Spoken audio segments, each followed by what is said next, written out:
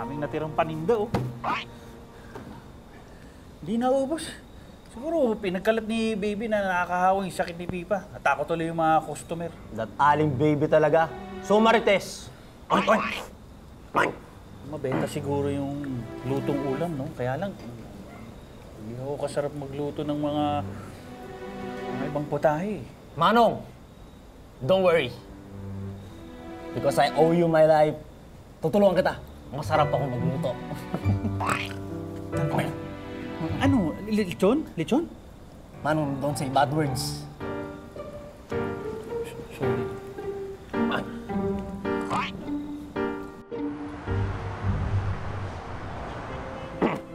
Mang Pepe, wag masyadong pino. Masyado, sige.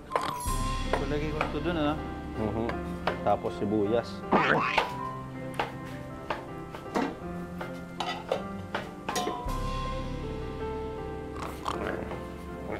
Baka masunog, Mang Pepe. May pagkain na po ba? Gutom na ako eh. Marami. Naku. Pero hintay ka lang ng konti, ha? Kasi luluto pa kami.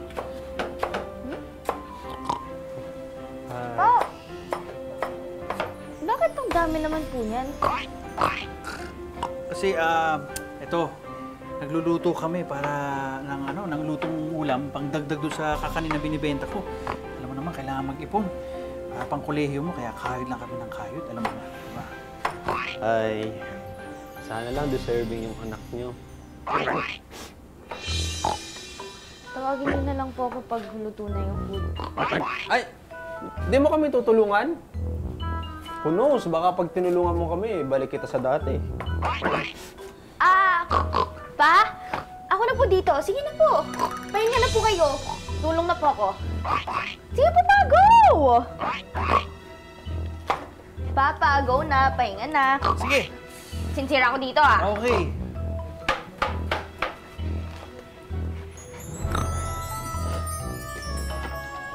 Laki ng hiwa. Sensya ka na, ha? Masyado kang perfectionist. Peace lang.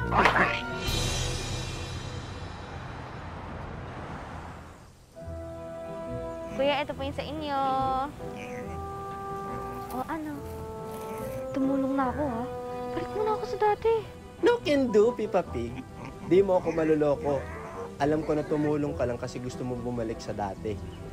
Alam mo, unfair mo. Kakainis kang stupid ka.